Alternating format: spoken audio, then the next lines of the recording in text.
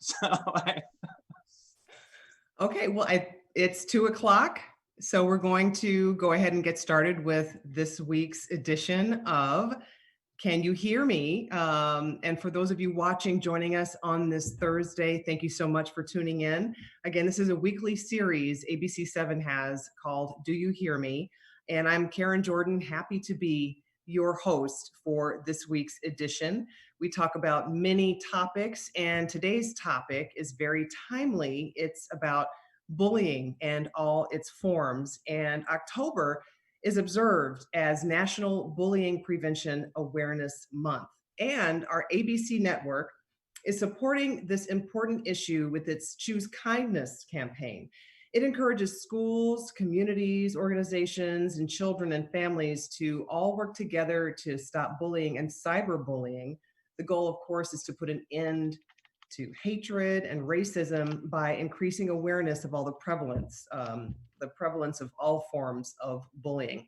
We have several experts joining us to talk about this and to lend their expertise. So we are actually going to just jump right in and introduce them one by one, starting with Solomon Martinez. Solomon, can you say hello? Good afternoon, everybody. I'm Solomon Okay. Martinez. Hi. I'll just give a little bit of background about Solomon there. Solomon is the youth program manager for Proyecto Cuidate at Erie Neighborhood House. Erie works to empower the immigrant communities it serves through education and access to critical services and advocacy. Next, we have Tiara Malone Zuccaro. Tiara, just say hello for us. Hello. Okay, there she is. Tiara is the clinical program director for Metropolitan Family Services Calumet Center, and she is a licensed clinical counselor who specializes in the treatment of complex trauma. Thank you so much for joining us today. Next, we have Cragen Carbone. Cragen, say hi. Hello. Hi, thank you so much for joining us. She's the manager of prevention services with more than 3 years of working with Build as a program coordinator. And Build's prevention program engages youth, providing them academic assistance and life skills workshops. Next, we have David Beal. David, hello. Let's say hi there for everybody. hey everyone. Hi. David has been with the Center on Halsted since 2017, a lifelong advocate for young people, especially LGBTQ plus youth. David has his background, he has a BA in American culture from Northwestern and more than 25 years of experience across the social sector at nonprofit organizations. Thank you so much for joining us. And let's see, last but not least, I'm sorry, I'm going through all of my information. We have Ashanti Walker. Say hello. Hello. There you are. Ashanti is a crisis responder for Will and Grundy counties with Aunt Martha's CCBYS program, which stands for Comprehensive Community-Based Youth Services. And she responds to crisis situations such as youth runaways and lockouts. So lots of expertise here on this panel to talk about this issue. Thank you all so much for joining us today. Let's just jump right into it. The CDC actually defined bullying a few years ago. It gave it a definition, and it really has been gaining a lot more, importance, and people who talk about bullying are more and more validated. We'll just go around, starting with Solomon. What types of bullying are you seeing in your experience? Yes, thanks.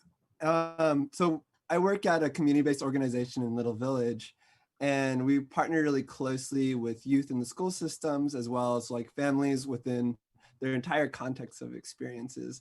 And a lot of our youth will talk a lot about how a lot of bullying will happen through these forms of exclusion, these ways in which, how do you get access in these different spaces? We also see it a lot happening in the home between siblings. We find often that parents may be involved with like a culture of bullying. And then we see it online. We see it in digital spaces very frequently, where there is a lot of content or exposing that happens through Snapchat, through Facebook, and through other like forms online. I do just want to follow up, Solomon, in your experience, bullying can, of course, takes different forms, but how hard is it, would you say, to impress upon maybe different sectors of the community that bullying is real, that it's not just boys will be boys or whatever, child's play or any sort of thing like that? Yeah. So I think that this gets into like these larger conversations of community violence and what forms do community violence take? And then what is that larger impact that violence has on people's lives, whether it's in like the more minute interpersonal violence, whether it's more structural or environmental violence in which people don't feel safe, and the way that that impacts their ability to navigate lots of different spaces can be affected.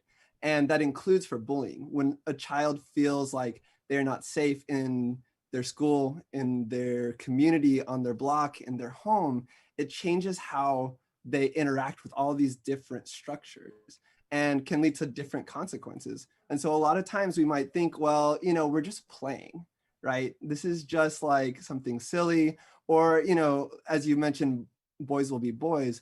But a lot of that, especially when it's perpetuated in long periods of time, it can have lasting effects on the development of that child. Thanks, Solomon. And Tiara, to that extent, what kinds of bullying and other experiences do you see? Yeah, I would also agree with what Solomon mentioned. We mostly, because I also work for a community mental health organization, and bullying can show up in the school systems. It can show up in the community, and also within the family dynamics. We often see that even being exhibited with our younger children. Who's the boss in the family, pretty much, and how that plays out even with the siblings, and just how they even interact with each other. And unfortunately, that's just the world that we live in, and human nature is to try to oppress or dominate others. And that starts really early on if it's not appropriately corrected. And actually that sense of empathy is not appropriately taught at an early age to know that it's not acceptable. Otherwise, it will just continue to perpetuate and increase and well on into an adulthood. And Ashanti, with your background with Aunt Martha's, and especially trying to counsel youth runaways, what are you finding? I mean, is a lot of what part does bullying play in that? Yes, so first I'd like to say thank you to you all for having me here today. Um, but for us with CCBYS, we see a lot of bullying within the school system because we do counseling and group counseling within the school. Now we do it virtually, but a lot of the time is either due to their sexual orientation, either or a disability that they might have, a learning disability, all types of different things in that context. But we usually try to do the group counseling or the one-on-one counseling with them to really help integrate the school system as well as us, to give them the support that they need within their bullying areas. Yeah. And David, with your work through the Center on Halstead, which obviously focuses on combating homophobia, transphobia, can you just talk more about how what you do to coach and help people through who may be experiencing bullying?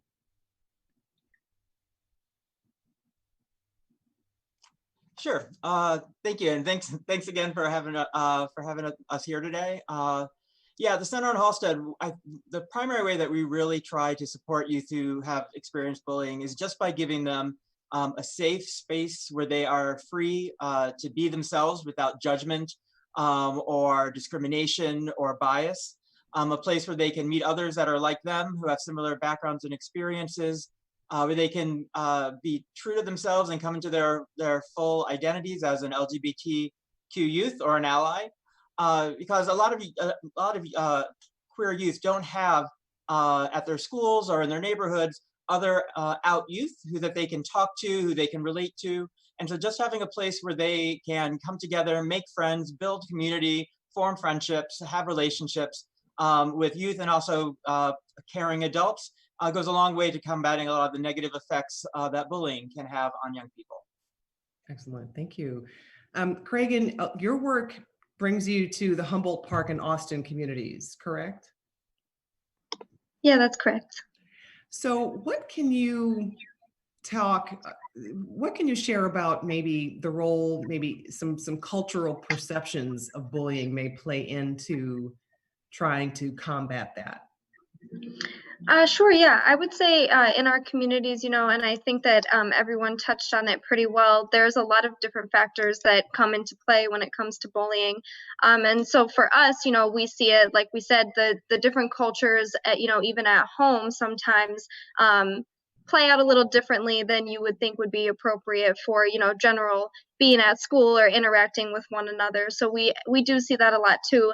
And we really just try to play on our young people's strengths and kind of find those things that they are good at and things that they are comfortable with, and help them grow in that way, to give them that a little bit more self-confidence and a little bit of a better understanding of just because you're in one culture, we have to bring all those cultures together and be able to sort of utilize our communication skills to combat negative interactions.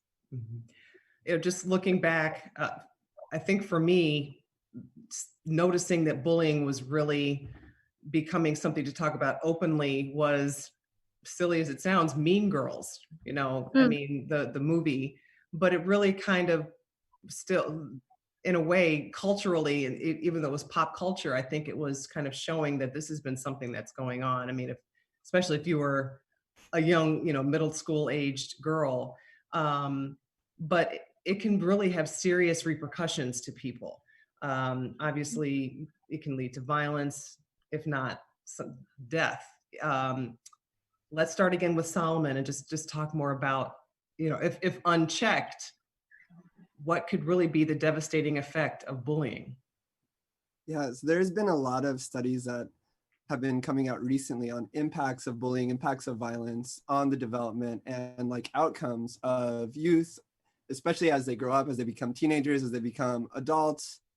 And there's a few things that we see. Those that experience bullying, experience different kinds of violence, tend to also become more likely to become perpetrators of bullying, become perpetrators of violence. So we start to see that cycle of violence continue. And then also there's the really amazing expanded ACEs study, ACEs standing for Adverse Childhood Experiences, in which we're starting to see a whole range of health consequences to the different traumas and the different adverse experiences that people have while they're children, including bullying, including different kinds of interactions that include neglect, that include like mistreatment. And so we're starting to see, as our youth grow up, the ways that their self-esteem starts to develop. And there's also like these connections that are being made between mental health crises and suicidality. And, I was really, really taken by what David had mentioned about this idea of building these safe spaces. How do we mitigate this reality? Because when I think of bullying, I think of things like Mean Girls, right? I think of these built environments where we just say, of course, in a school, bullying is going to happen. Or of course, like this is how we interact with children in these different spaces. We're supposed to have grit and we're supposed to deal with it. But the reality is that impact is heavy, and it does have a big impact in the lives of those children. Yes. Tiara, any thoughts along those lines? Yeah, I think just to add to what Solomon was saying, just the adverse reactions or the effects of that can come from a person being bullied. Even for us, eating undue stress, it affects our immune system. It affects, how we're able to get over a cold or any other, it may be disease or things that we may be impacting our health. That's the same thing even with a child. And if it's chronic and it keeps being persistent and there's no intervention, then that can lead to long-term effects and, even affect a child even in school where they may not want to go to school or affect their grades, attendance, and their overall personality. It starts to, because of that trauma, it starts to kind of just shape who that young person is, or may, who they used to be before this intrusion, as I can say, it's happening, because it's a compromise of safety, which, that's something that definitely can have long lasting effects if it's not checked. Ashanti? Yes. So in the realm of the youth that we see a lot of youth that have been bullied and now are experiencing anxiety, depression, and they're suffering in silence because they don't really know who to reach out to. They're embarrassed because they are being bullied. So when we do reach out to the counselors and the teachers, they might recognize, Susie's not really acting the same. And so we talk to them and we realize that, okay, they're experiencing bullying in the classroom or bullying on the bus or now virtually cyberbullying. And so now we have to try to connect them with therapists and psychiatrists to help them with these different mental things that are going on, the anxiety and the depression that are now affecting them due to them being bullied. And Craig, did you want to say anything? Oh, it's okay. Not a problem. David, did you have any thoughts? Sure. Yeah, and I'll just add that bullying is something that it doesn't discriminate. It definitely goes it crosses racial, gender, ability. All sorts of young people experience it. But one thing that we do know is that LGBT youth are at increased risk nationwide for experiencing bullying. In fact, more than double the number of LGBT youth who have reported being bullied on school property or being cyberbullied than their heterosexual counterparts in the past year. And bullying puts youth at increased risk for depression, suicide ideation, misuse of drugs and alcohol, risky sexual behavior, and it can affect their academics as well. For example, there's a recent study that recently showed that the average GPA for students who were frequently physically harassed because of their sexual orientation was a full half grade lower than that of other students. LGBT youth have identified bullying as the second most important problem in their lives after non-accepting families. More than 1/3 of queer respondents had missed an entire day of school in the past month because they felt unsafe there. And so these things can have long-term consequences both on their education, their mental health, and their physical health. Because oftentimes when youth are feeling depressed or anxious, it can lead them to engage in risky behaviors, drug abuse, increased risk for STIs and other sexually transmitted infections. So it can affect not just their mental health and their education, but their physical health as well, all sorts of ways. So in your collective experiences and knowing what you know, are schools doing enough? Are there effective programs within different schools to actually, identify and handle bullying on their end? Solomon, we'll start with you. I think that schools have a lot on their hands. I think that the realities that particularly Chicago public schools is navigating with often, trying to create the most that they can for high need youth with low resources. They're doing a lot. Is it enough? I would say not. Do they have the capacity to do more? I would love to say that they could, but I don't actually know from school to school, right? Working in a variety of different schools, we have a program that's part of our restorative justice peace class efforts. That was a collaboration with the Chicago Department of Public Health. And what that program did is we were trying to navigate creating healthy, safe classrooms where we're building relationships and we're developing skills around connecting, around sharing power, right? So like thinking about what is bullying, right? Bullying is that consistent, mean act. It can be physical, it can be verbal, it can be digital, but it requires this power differential for it to take place, right? And so that becomes like an equity issue. It's like who has power in different spaces.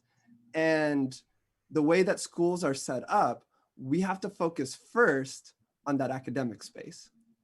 And then secondarily, we'll focus on that social emotional space. And then tertiarily, we'll think about, are we creating an actual community in here where everybody feels like they belong, where everybody feels validated? And so some of our partner schools do a really good job at bringing in programs, bringing in supports, bringing in curriculum, giving space for the teachers to be trained in SEL programs to encourage those healthy interactions. But I think it needs more, right? I don't think that it's enough. And especially if we consider a lot of the students are entering into the school system with a lot on their plates, right? They're dealing with complications at home, complications in their communities, complications within their own development of self, right? And so, it's a lot for a school to navigate. Excellent. Thank you. Craig, I don't know how much, how close your interaction to schools may be, but what are your thoughts? Are schools should that be added to their list of, things that they should be on the lookout for and try to address? Sure. So yeah, we do partner and work directly in a number of CPS schools. And to piggyback off of what Solomon said, I think that a lot of our schools do a good job of trying to bring in community partners. For example, we do host small social and emotional learning groups for one of the schools in Humboldt Park, and that's sort of where they are taking those young people that maybe do struggle with instances of bullying and giving them sort of that smaller group safe space where they feel comfortable that they can, express their feelings or maybe their concerns. And but I think to that point, like he said, the programs are just too far and few between. We service as many as we can, and I think with a lot of community partners, they do everything that they can to service as many youth as possible. But the truth of the matter is that CPS, really seems to lack in counselors and just general support and really having that ability, to not only focus on education but also to focus on the child holistically. So I think that like you said, definitely not enough, but I know that a lot of them are trying to do their part to get more resources in there and, make it a more prominent issue. Thank you. Tiara, I think in your comments earlier, you said something about if left unchecked, it can create a cycle. Bullying, the person who was bullied might turn around and bully someone else. Is that correct? Yes, it doesn't necessarily mean that all individuals who are victims of bullying become a bully themselves, but and often what can happen, because you're thinking about even with the bully, the person who's been identified as a bully, why are they the bully? Like, why are they bullying? And a lot of times we're, sometimes just so focused on the person that has been harmed, not really thinking about like most people who've been injured have also suffered injuries, right? So it's like kind of just taking a step back and really unpeeling like what is happening for that individual. And so when I mean like just it not being unchecked, it's because that cycle can continue, right? Because that's what I'm learning, that in order for me to get my needs met, I have to kind of dominate the other person. That's kind of like the culture, right? So that means then that works, to according to the bullier's mind. But so that may work short term, right? And then the victim, like I said, if it's left unchecked, then it can be manifest into other issues or things that we kind of talked about, the effects of like mental health and just personality and just health in general in academia, right? And even social, construct, because sometimes people can think that violence is okay and it's acceptable, and that's a message that we do not want to necessarily condone. And that's what I was getting at. And Ashanti, I don't know if you can build on that. I guess really it's the big question. What would prompt someone to lash out at someone else and bully them, try to make them feel bad? Yes, most definitely. Sometimes it starts within the home. They're being bullied by parents or siblings, and they feel like, oh, this is how you're supposed to treat people. Like, this is how they treat me. Like, why can't I treat someone else like this? But sometimes it's just either they want to fit into a certain group, they want to be like their friends, they want to be the popular person and look down on other people. We actually had a situation where in a high school group setting, one of the youth came to us. One of the people that bullied me in middle school is actually in the group. But now I see she has issues at home. I have issues at home too, and I have more compassion for her. I understand why she was like that in middle school. So that usually is a factor as well when it comes to bullying. Let's talk about cyberbullying, which really timely right now with everybody in their homes, either doing their e-learning or working from home, or kids now just having more access to computers and cell phones. Um, uh, let's start with David. Do you see that happening a lot, the cyberbullying? Definitely we do. Before I answer that though, can I go back to the question about what schools, about support in schools and school programming? Oh, absolutely. Sure. I agree with what was said before about that, that I think schools have a lot on their plates and trying to do the best they can, but a lot more needs to be done. But what I want to add to that is there are a lot of things that parents, schools, and communities can do to support, particularly LGBTQ youth, so they feel physically and emotionally safe, that don't cost a dime. For example, staff and parents at schools, they can build strong connections with queer youth to demonstrate acceptance and keep the lines of communication open. Too often, LGBTQ youth feel rejected. It's important for them to know that their families, friends, schools, and communities support them. It's also important for them to accept LGBTQ youth as they are, regardless of how they identify, reveal, or conceal their sexual identities. And also protect their privacy. A lot of youth have their sexual orientation or gender identity disclosed accidentally or on purpose, as a way often as a way of bullying, without their permission, and that can be devastating to a young person. And also, just one final thing. I used to teach in CPS. I was a CPS teacher for 15 years, and I can't tell you how much of a difference I found out later that my being an out supportive teacher to my students meant to them. While I was teaching, I kept my wedding picture on my desk. And I had many students who, after they graduated, come up to me and tell me that even though they may never have talked to me about being gay or being trans or being lesbian or bi, that they appreciated knowing that one of their teachers was, and just seeing that open support when they came into my classroom every day meant a big deal to them. So although definitely more money needs to be put into programming and other efforts, there are many things that we can all do to make schools safer and more supportive place for all youth, and also for LGBT youth. Now, if memory serves, now veering off just a little bit, isn't October LGBTQ Awareness Month in schools? I think last year, was that the first year that it started? Am I remembering this correctly? I don't know if it was the first year, but you're correct. So is that a step in the right direction to help generate some more understanding and maybe break down any barriers possibly? Absolutely. And another thing that schools can do that doesn't cost money is to support the formation of GSAs. Sometimes they're called gay straight alliances, sometimes they're called gender sexuality alliances. And these are school clubs that provide safe spaces and support networks for LGBT students. Students who attended schools with GSAs have reported fewer homophobic remarks, more intervention from school personnel, and a greater sense of connectedness. Just that kind of institutionalized support makes a huge difference for LGBT youth in general, and also creates an environment that shows that all youth should be respected, all youth should be supported, regardless of their race, sexuality, gender, no matter what, no matter who they are, and no matter who they are. Yes.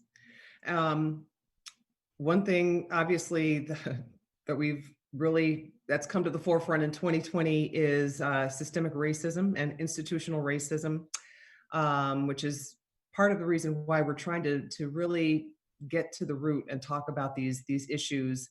I want to pose this question starting with you, Tiara. Are you seeing bullying as an element or affecting Black and Brown communities more than others? Yes, Karen, specifically, I'm just curious, are you talking about within our own cultures? Oh, good question. Both, yes, Oh, okay. I just want to bullying make from sure. outside and within.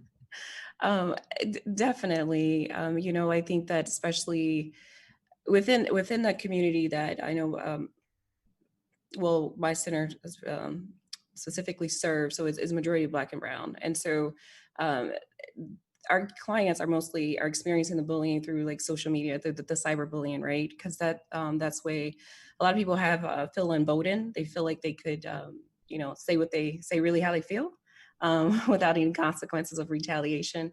And so that's something that our youth have been experiencing, right? Or even knowing, oh, this is how people feel about us. And that has definitely impacted them.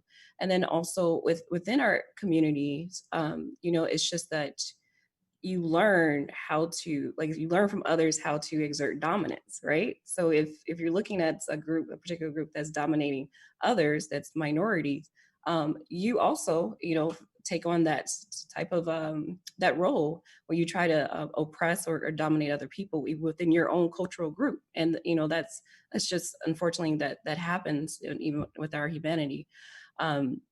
But so that is something that we do see. And because of feeling like stripped from your own rights, and so now you have to come out and fight in a different way, in order for you to feel like you have a sense of agency or autonomy of your own life, of your own choices, or of finding some sense of control. And so that is something that we definitely have seen across our community, and within the community. And unfortunately, I think that speaks to why this is a worldwide problem. Solomon, same question to you. Are you noticing this more in Black and brown communities, bullying happening within and directed toward the Black and brown communities?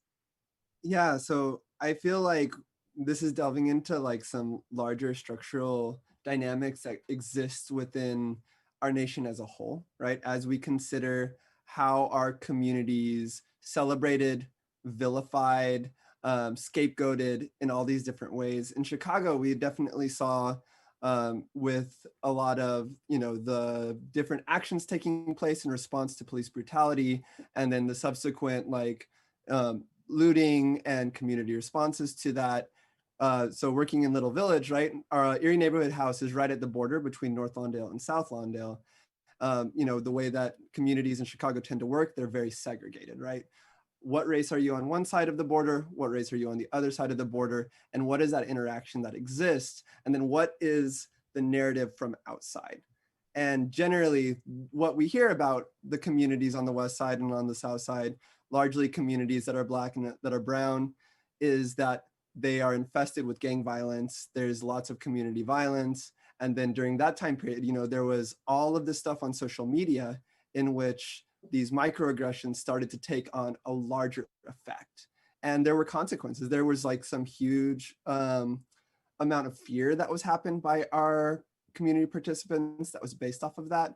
There were relationships that used to be close that got broken, right? And then there's these abilities for people to live fully that are no longer accessible to them. And for a lot of them, that's always been an issue, right? Little Village is a largely immigrant neighborhood, largely Mexican neighborhood. We have a lot of folks with mixed status as far as their immigration goes. And the communities are already living in fear from ICE, from police, from community violence, and then from these expectations of what does it mean for you to be a successful person from this neighborhood, right? And I think that we're getting into those larger narratives of, how are we depicting our communities and how are we creating a stage for people to flourish through all of this? Based on data from the youth, I'm forgetting the YRBS with the CDC, Youth Risky Behavior Surveillance Survey, we're seeing that Black and brown youth actually report less frequent bullying than their white counterparts. But this is getting into kind of what Tiara was talking about, how we have this assumption of how we're supposed to interact. And this is just part of it. I'm not bullied because this is just how my mom talks to me. I am not bullied because this is like a roasting session. But am I having those impacts and those consequences of it? Yeah, I'm totally having those impacts and consequences of it. And just like a final word, I think that one of the responses that we really need to be considering is how do we create these affinity spaces to celebrate our differences, our identities, finding those people that look like us, that talk like us, that value us in ways that are diverse and complex beyond just like a singular, this month is LGBTQIA Awareness Month. Like, how do we create those spaces where people can fully be themselves and they can fully feel valued for being exactly who they are? Excellent, thank you. Ashanti, do you have any thoughts that you want to add? In the communities that I serve mostly, the Black and Brown community, we are the minorities. And so there are some instances where, because there are differences, they are bullied based off because their hair is different or different things like that. Um, in those instances, I believe it's very important for the Black and Brown communities within the schools to join together, the teachers, the counselors, to have groups where they know, okay, I have people here that are like me. I have individuals that are here that want to understand where I come from more, and just open up those conversations within the schools of differences, racial differences, and teaching the children, like, just because they look different, that doesn't mean that they are subject to bullying or name calling or anything of that nature. Cragen, what about you? Is there anything that you'd also like to add about this particular topic? Yeah, I would say that in the communities we work in, we do see, you know, we mostly work in Black and Brown communities, and we do see levels of bullying.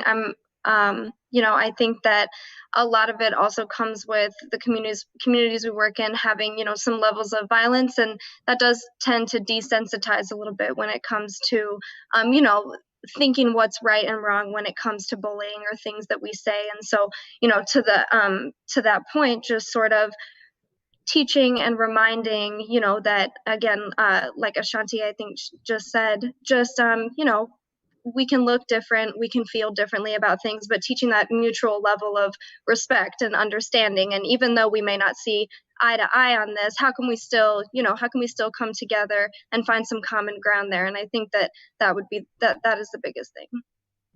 And Ashanti, I'm reading here that Aunt Martha's incorporates an anti-bullying pledge at the Yes, end of its youth group yes. discussions.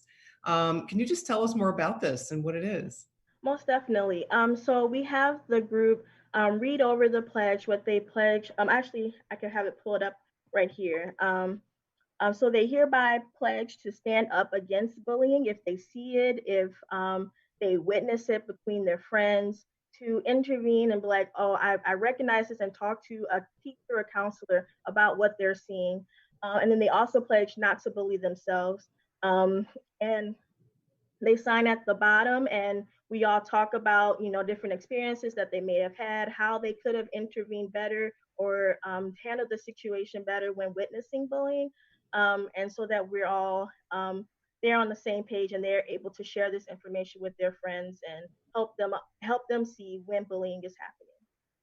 Excellent. And David, you talked about some of the you know, unfortunate results that can happen if bullying is left unchecked. Like you said, your grades can slip, and you may, and obvious, contemplating suicide is also an issue. In the most extreme cases, there violent measures can be taken. I don't know if you want to just talk about that. Like, I know school shootings in the 90s, a lot of the shooters had a history of being bullied. And I don't know if you want to just talk about that, you know, or if anyone else wants to jump in. Well, what I would just say about that is that I think what I think is more notable is just being rather is that victims of or people who have experienced bullying are just more at risk for self-harm than for harming other. Increased risk for suicide, ideation, for substance abuse, for sexual behaviors that place them at increased risk for HIV and other sexually transmitted diseases. I think that is what is a much more common and much more prevalent result for bullying than the school shootings, although that definitely has occurred. And the other thing I just wanted to add too is that for the youth that we serve, about 90% of the youth in our program are Black and Brown youth. And so not only are they youth who are LGBT, but they also have intersectional identities, and so they often can get it from multiple angles, from their gender expression, from their race, from their immigration status, from their from their ability. It's not, people are complex. They're not just one thing.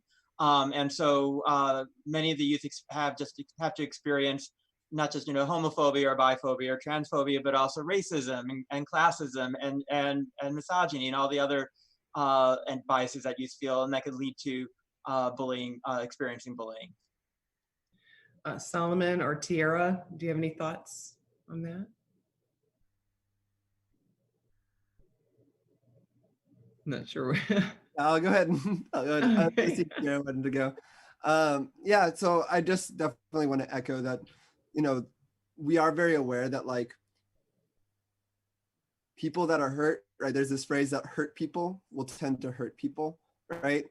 And I think that when we consider like cycles of violence and long-term ways, considering, October is also Domestic Violence Awareness Month. And so, considering like all these different forms in which violence and power mix to create outcomes specifically for those that are more marginalized. So, right, within like domestic partnerships, within like, bullying situations, and a lot of the results of it, I want to like center the wellness and the flourishing of those victims first, right? First and foremost, and considering what are the mitigating resources, actions, supports, things that we can do to support positive outcomes in the midst of that violence.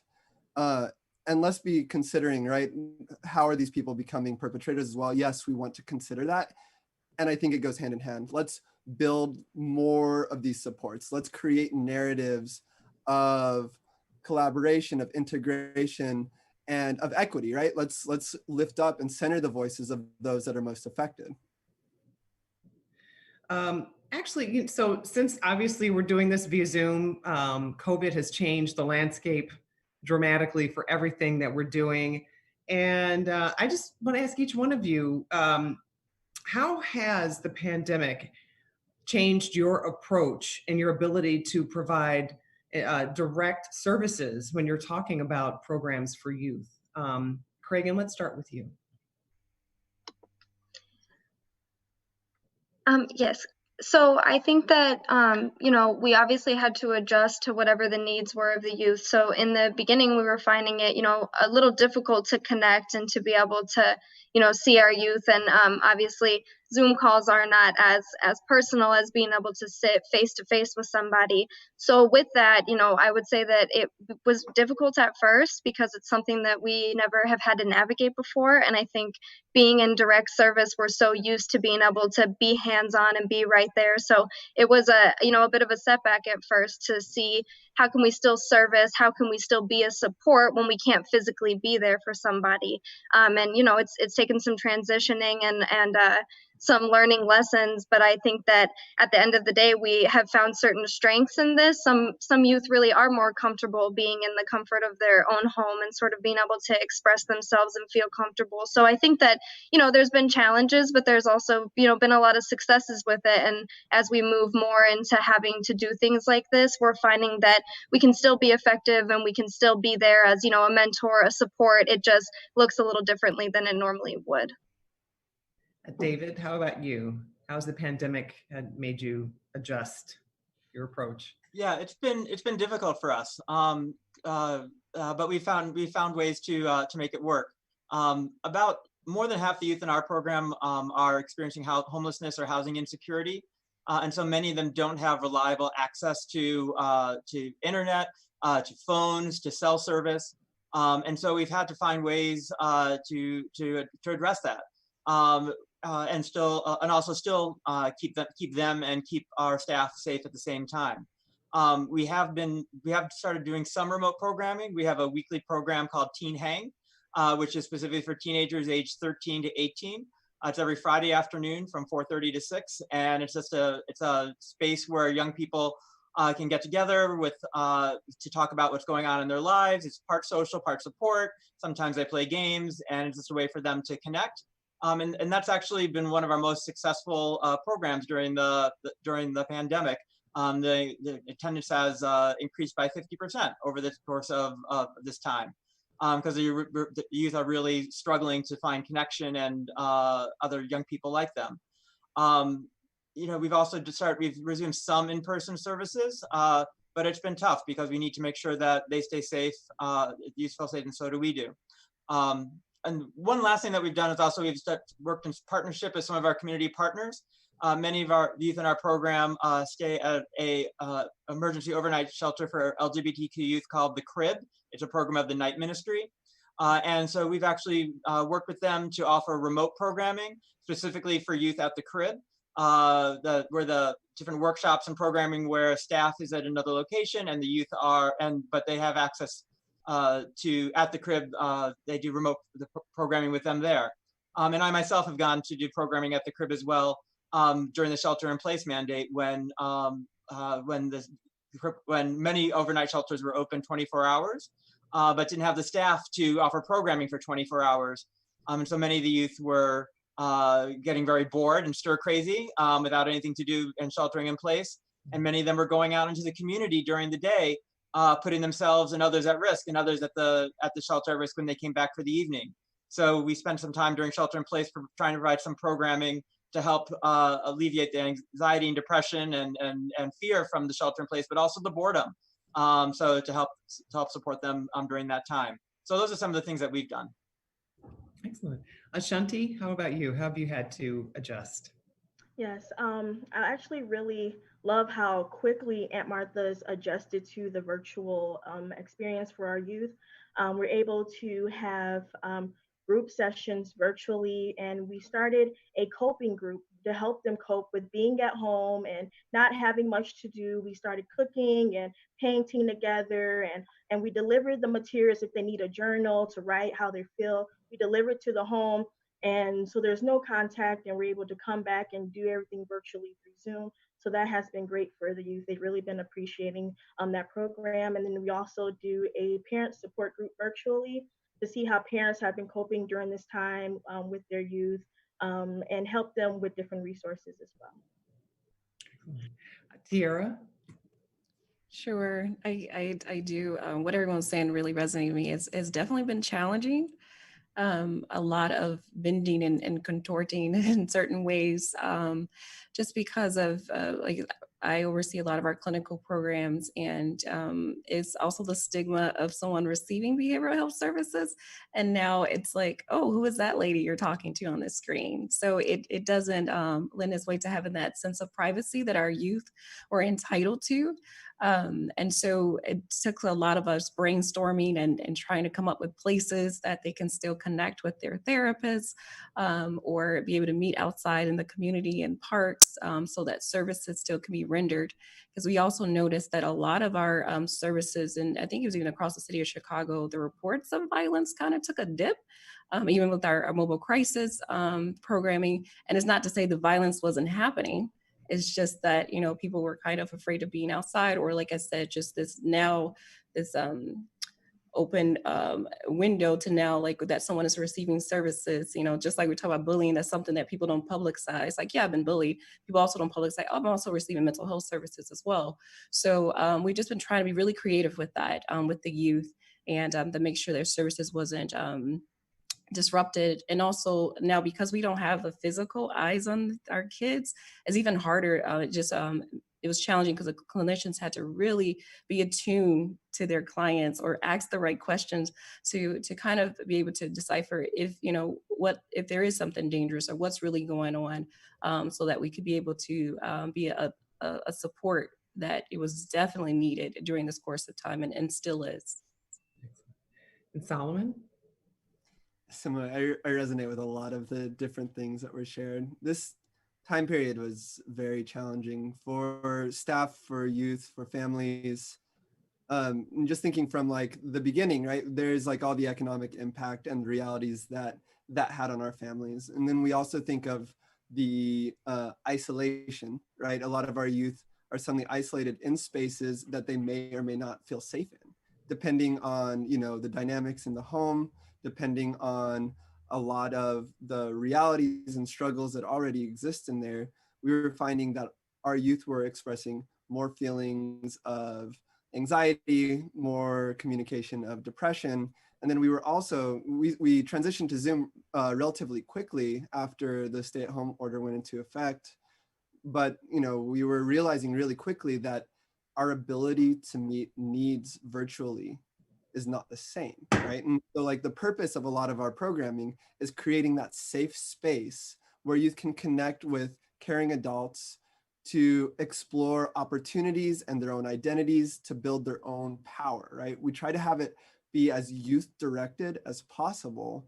And so we like engage them on different themes, and our youth kept coming to us like, actually, can we not talk about anything heavy? It's already too heavy. Can we just like play hangman, or can we like tell jokes? Can we spill tea? Like, can we just have something that is like relaxing? And so we completely changed the way that we were approaching our programming to exist on a virtual medium. And as Tiara was saying, right, there's no privacy, especially for youth in your home, right? A lot of them are used to, yeah, my parents, my siblings, my cousins are just gonna walk into my room, or maybe I share my room with a lot of other people. Maybe there's gonna be like different noises happening in the background. So having that confidential space is really, really hard when we're doing it virtually. And so we started doing more like club activities. We started having activities based around rest, relaxation, where, you know, you don't have to do anything, but we are here if you need to connect. Nice. So just wrapping up, I mean, we have a few minutes left, but I guess just to get a perspective on this issue, are instances of bullying, is bullying happening more, or is it being reported more? Is there just a greater awareness? Let's start with Ashanti. Um, I personal I personally think that virtually it is happening more, but it also, because it's happening so frequently, it's being normalized. So it feels like, oh, like this is normal, but really it is bullying. But on like different social media platforms, that they are being interacted with in a way that is a form of bullying. David, what are your thoughts on that? Yeah, I would just echo that I agree that instances of cyberbullying definitely is on the increase. We hear about it happening more and more among the youth that we serve.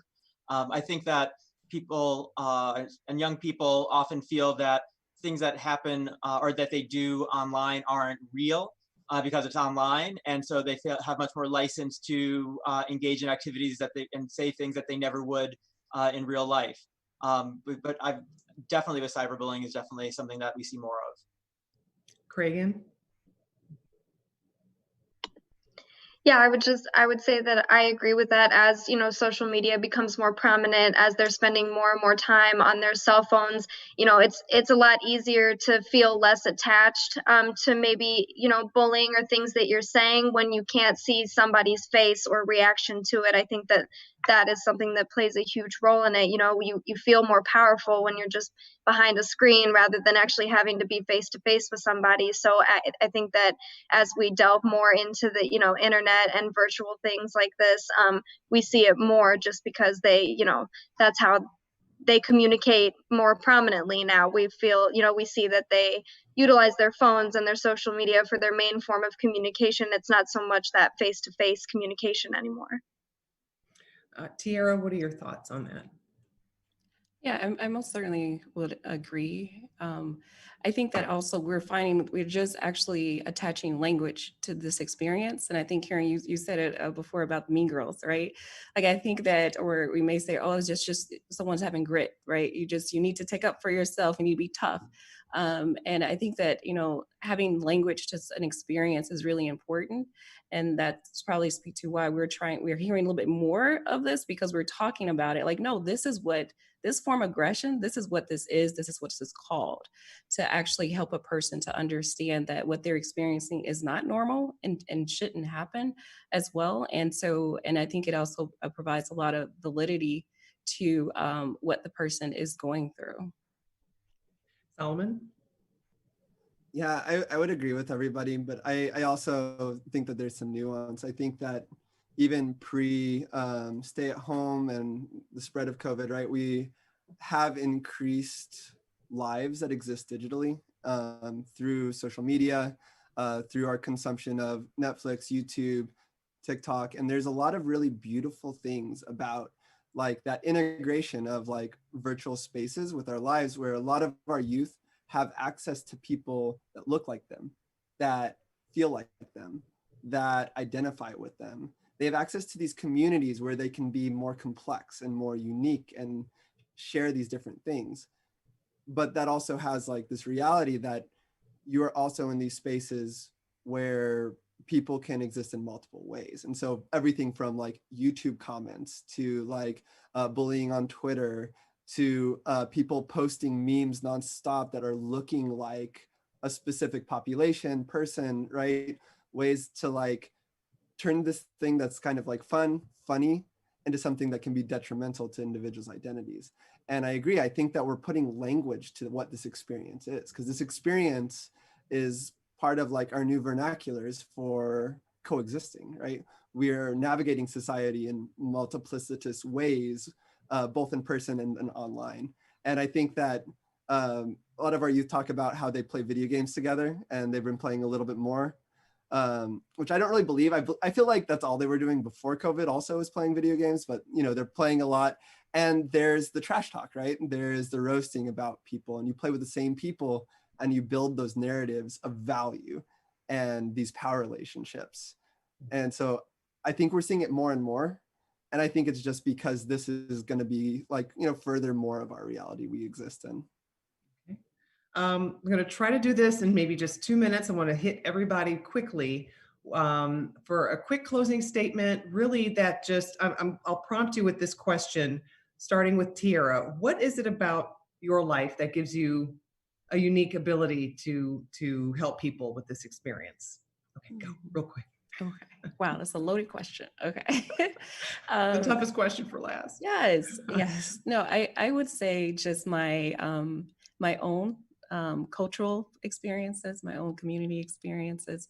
And I actually have the wonderful pleasure of working in the community that I grew up in.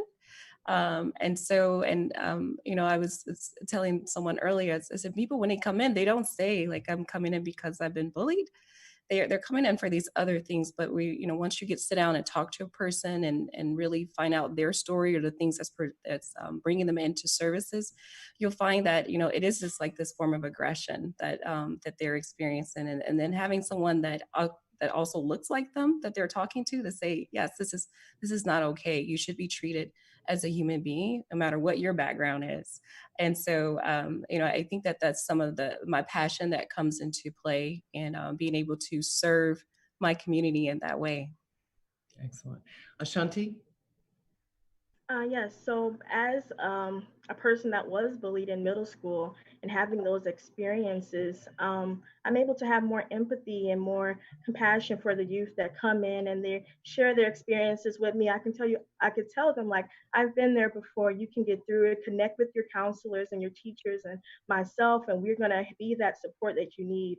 And so it's really important that we do give our own personal experiences and connect them with good um, protective factors that can really help our youth be the best they can be and get through these trying experiences, because we can't avoid bullying, but we can help them with the resources that they need to get through these situations.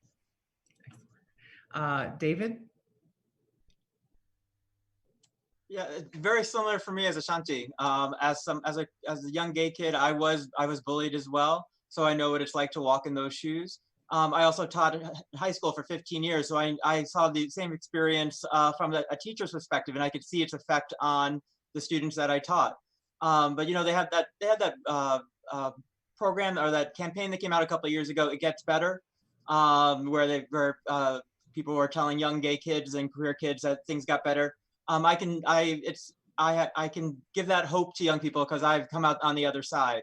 I know what it's like to be in their shoes, but I also know what it's like to experience all the blessings of being an out, proud queer person as an adult. Cregan and Solomon, I am so sorry. I think we are really about to wrap up with our panel. I do thank you for everyone for joining us, for spending your Thursday to really talk about this and to take a deep dive into this issue. And all of you out there watching this, I really appreciate you also spending time with us on this Thursday. Still the conversation, still a lot more to talk about for sure. But this is definitely the first way to do it, is just to have these open and heartfelt conversations. And so again, thank you so much for joining us for Do You Hear Me? Thank you all panelists for being with us today. And stay safe and healthy. And hopefully we'll talk to you sometime soon in the future. So I want everybody to take care, and you out there, stay safe and healthy as well.